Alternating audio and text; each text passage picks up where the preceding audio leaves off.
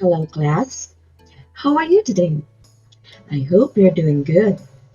Are you now prepared to listen to our new lesson in English for academic and professional purposes subject? Hmm, sounds good. Please make sure that you have your notebook and pen with you. Now let's begin. To start with, here are the learning competency and objective of the lesson. Learning competency. The learner uses various note-taking techniques, while the learning objectives. So, at the end of the lesson, the learner shall be able to 1. Define summarizing, paraphrasing, and direct quoting, and 2. Identify various techniques in summarizing, paraphrasing, and direct quoting. So let's talk about plagiarism. What is plagiarism? Plagiarism is a serious form of academic dishonesty, and it is frowned upon in the academy. Plagiarism is defined as the copying verbatim of language and ideas of writers and taking credit from them. Therefore, academic writers have a great responsibility to account for the ideas and language of others. Plagiarism is similar to treating someone else's belonging. You need to respect the ownership of what is not yours. If you commit such an offense, if you are an adult, you can be put into jail. Or if you're a student, you will be suspended or expelled, especially if you are committing academic dishonesty. In sum, great care should be observed in writing a text that depends on outside sources. This respect can be preserved by using note-taking strategies and techniques for rephrasing materials for your work. There are two types of plagiarism. First is plagiarism of ideas, and the second is plagiarism of language. Plagiarism of ideas occurred when credit for work is described to oneself untruthfully. So for an instance, if one writes a paper on a theory of relativity of physics and you do not mention of Einstein is given, the writer explicitly or implied claims that is the theory of his or her. Plagiarism of idea has been committed. To address this, proper citation should be done. The second one is plagiarism of language. It happens when an author uses the language of another writer and claim it as his or her own. For example, copied word for word from the source. Or patches work plagiarism. So this is when ideas from the source are mixed with interpretation of the writer, creating patches of text where owner's ideas is unclear. To address plagiarism, effective note-taking techniques should be used, like summarizing, paraphrasing, and direct quotations. This means that language must observe novelties such that it expresses the ideas of work cited, but at the same time employs the voice of the author writing the academic paper. Remember, honesty is the best policy. Integrity and ethics must be applied at all times in order to gain respect and show academic dignity. As an important skill in critical reading, summarizing is often used to determine the essential ideas in the book, article, book chapter, an article, or parts of an article. These essential ideas include the gist of the main idea, useful information, or keywords or phrases that help you meet your reading purpose. Summarizing is short restatement of the main idea of the text. Ideally, it is a third of the original text of your paper. Summarizing is generally done after reading. However, it can also be done as well while reading the text. Summarizing is an important skill because it helps you 1. Deepen your understanding of the text. 2. Learn to identify relevant information or key ideas. 3. Combine details or examples that support the main ideas. 4. Concentrate on the gist or main ideas and keywords presented in the text.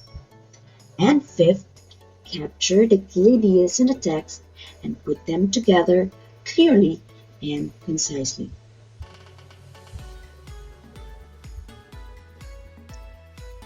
You are not summarizing when you are writing down everything, or you write down ideas from the text word for word, or you write down incoherent and irrelevant ideas, or you write down ideas that are not stated in the text.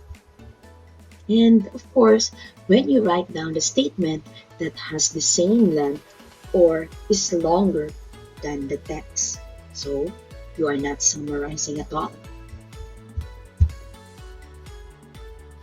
So here are the additional guidelines in summarizing.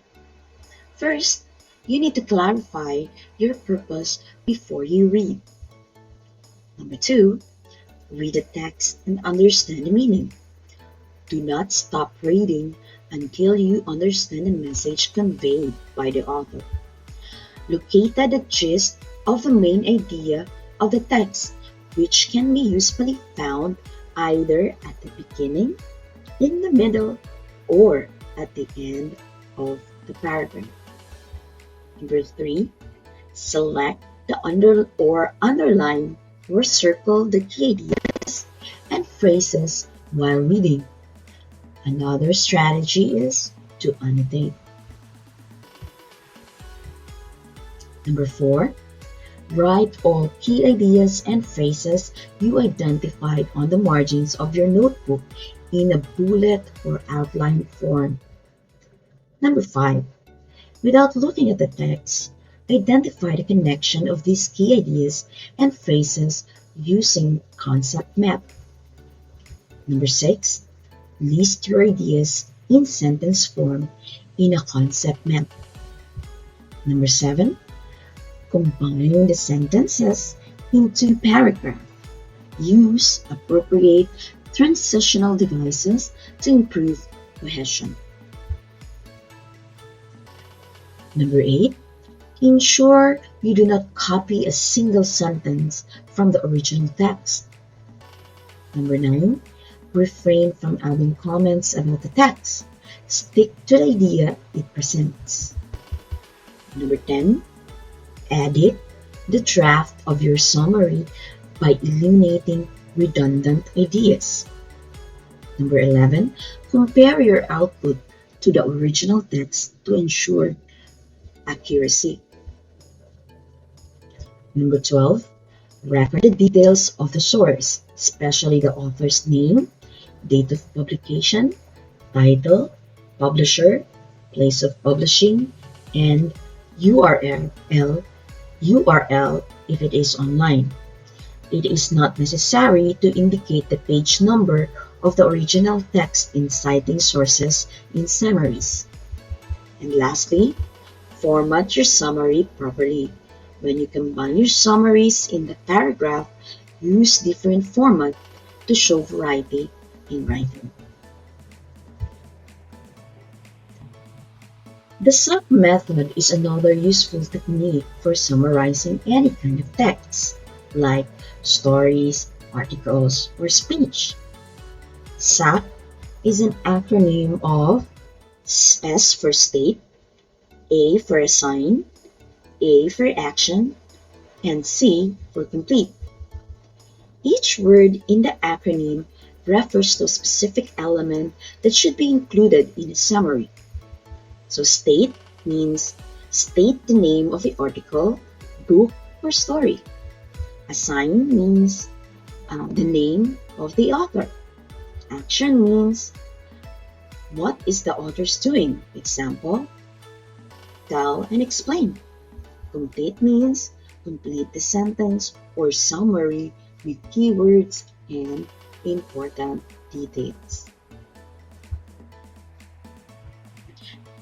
The 5 Ws and 1H strategy relies on 6 crucial questions. Who, what, when, where, why, and how. These questions make it easy to identify the main character and important details and the main idea. So you're going to use the following. Who is in the story about? What did they do? When did the action take place? Where did the story happen? Why did the main character do what he did? How did the main character do what he did? First, then finally technique helps students summarize events in chronological order. These 3 words represent the beginning, the main action, and the conclusion of a story respectively. So first, when you write the first, then write the following. What happened first? Include the main character and the main event. In then, you're going to ask what key details took place during event or action. And finally, you're going to ask what were the result of the event or action. When someone asks for the gist of a story, they want to know what the story is about. In other words, they want a summary, not a retelling of every detail. To introduce the gist method, explain that summarizing is just like giving a friend the gist of a story, and have your student tell each other about their favorite books and movies in 5 seconds or 15 seconds or less. You can use the gist method as fun, quick way to practice summarizing on a regular basis. Aside from summarizing, there are other skills that can help you encapsulate ideas or concepts in a text effectively. And that is called paraphrasing. Paraphrasing is a restatement in your own words of the main idea and supporting details. A paraphrase may match the length of the original work.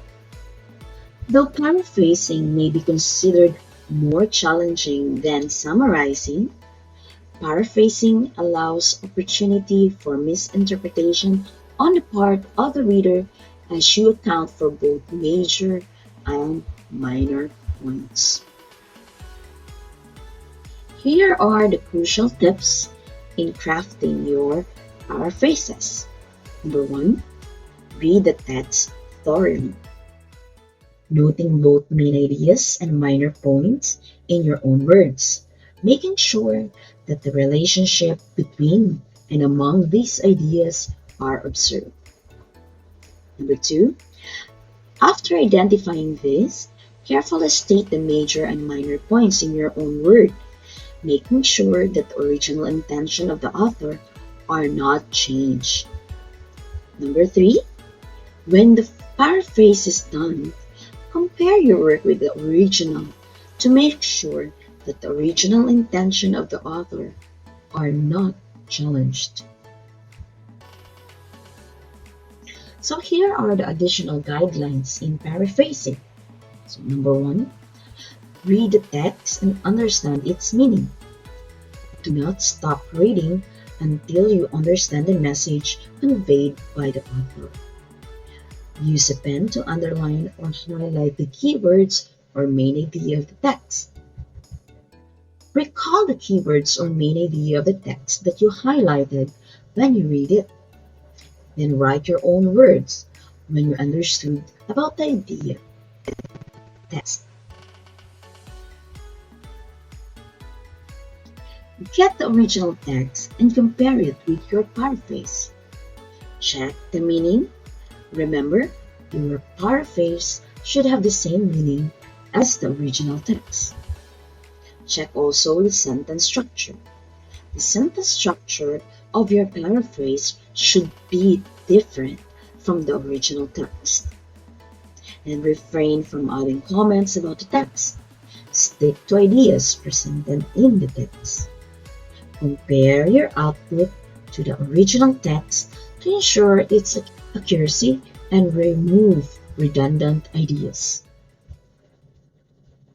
Record the details of the source like author, name, date of publication, title, publisher, place of publishing, and the URL if it is online. Then format your paraphrase properly. When you combine these phrases in a paragraph, use different format to show variety in writing, like summarizing. Another technique is using direct quotation. It is employed for statements that are so closely associated with altering the words may lose rhetorical impact. For instance, the statement of Ninoy Aquino, like, "The Filipino is worth dying for." It is too short to be summarized, and the rhetorical impact of the work is lessened if the statement is paraphrased. So here are some of the guidelines that you are going to use when you are writing a direct quotation. Remember, direct quotation should not be used to replace paraphrasing or summarizing. Now, here are the following. 1. Copy the exact part of the text that you want to use. 2. Use quotation mark to show the beginning and the ending of the quote. Record the details of the source, author's name, date of publication, title, publisher, place of publishing, or URL if it is online, and page number. Indicating the page number is necessary for citing sources in quoting. Format your quotation properly. If your direct quotation is at least 40 words, it should be intended. Now, here is an example of a comparison among the three in a side-by-side: summarizing, paraphrasing, and direct quoting. So in summarizing, it does not match source word for word, while in paraphrasing, it does not match source also word for word. In direct quotation, it matches the source word for word. Now in summarizing, it involves putting the main idea into your own words, including only the main points. However, in paraphrasing, it involves putting a passage from a source into your own words, while in direct quoting, it is usually a short part of the text. Now let's talk about summarizing. It presents a broad overview, so it is usually much shorter than the original text, while the paraphrasing changes the words or phrases or passage but retains and fully communicates the original meaning. While in direct quotation, the cited parts appear between quotation marks. Now in summarizing, it must be attributed to the original source. Same with paraphrasing. Same with direct quotation. Now, you will ask yourself, when are you going to use paraphrasing, summarizing, or direct quoting? There are ways. So here are some of the ways. When you wanted to use paraphrasing, the The paraphrase should be short text with 1 or 2 sentences or a paragraph with a maximum of 5 sentences. Paraphrase when you want to avoid or minimize direct quotation, or rewrite the author's word by not changing the message, or use your own word to state the author's idea. Now, for summarizing. Summarize a text that has a long sentences, especially a page or a chapter of a book or the book itself, a paragraph or an essay itself. Summarize it when you want to avoid or minimize direct quotation, or use the main idea of the text and write it in your own words. Now here is what you're going to do when you direct quote. Quote a text that convey a powerful message or will show less impact if it is paraphrased or summarized. Example, the Constitution, government documents, philosophies, monographs, or other scholarly materials. You can also quote directly when you want to begin your discussion with the author's stand, or highlight the author's expertise in your claim of argument or discussion. Now let's talk about the format or the different format when writing the summarizing, paraphrasing, or direct quoting. You can use the idea heading format. You start first with the summary, paraphrase, or the direct quote before writing the citation. So the citation is the name of the author and the date of publication, as you can see in the underline and the bold letters. The next one is the author heading format. In this format, the summarized, paraphrase, or direct quote idea came after the citation. The author name is or are connected by the appropriate reporting verb. For example, if you can see there, Don Mos 2010 started with the author, followed by appropriate reporting verb, which is the word assert, and followed by the summary or the paraphrase or the quoted idea.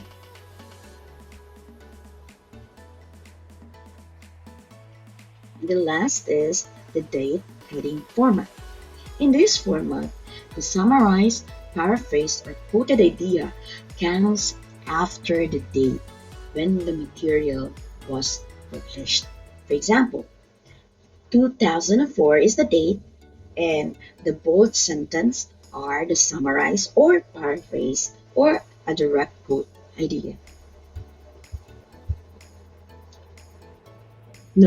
Now, I'm going to show you the examples of a summary, paraphrase text, and direct quotation. So look at this picture. This is the original passage. It talks about a lengthy meaning of what plagiarism is. Below, you can see the author who wrote the passage. Now, in the next page, this is what a summary, paraphrase, and a direct quotation looks like. The original passage was condensed into the gist or the main idea or thought, for that is the summary. While in paraphrase, it is the same length and the thought or message is the same as well to the original passage, but the structure of the sentences were written differently. On the other hand, in the sample of the direct quotation, the sentence remained the same, but the writer uses quotation mark so that the reader will know the idea that was borrowed word for word from the original author. And don't forget, every time you write a summary, paraphrase, or direct quotation, always write citation like author, idea, or date heading format to recognize the writer and avoid plagiarism. So in conclusion, Summarizing, paraphrasing, and direct quoting are useful in many ways. This type of writing and different points in writing process. They are used to support an argument, provide context for a paper's thesis, write literature review, and annotate a bibliography. The benefits of these techniques lies in showing the big picture, which allows the reader to contextualize what you are saying. In addition to the advantage of summarizing, paraphrasing, and direct quoting for the reader as a writer, you gain a better sense of what you are going to with your writing, which part needed elaboration, and whether you have comprehended the information you have collected. Now, before I end this lesson, ask yourself this. How do you look at yourself in the mirror? Are you honest or not? I hope that you won't forget to apply the different note-taking techniques in the future to avoid plagiarism. Remember, integrity is more important than anything else. Always aim for academic honesty. That is all for today's lesson.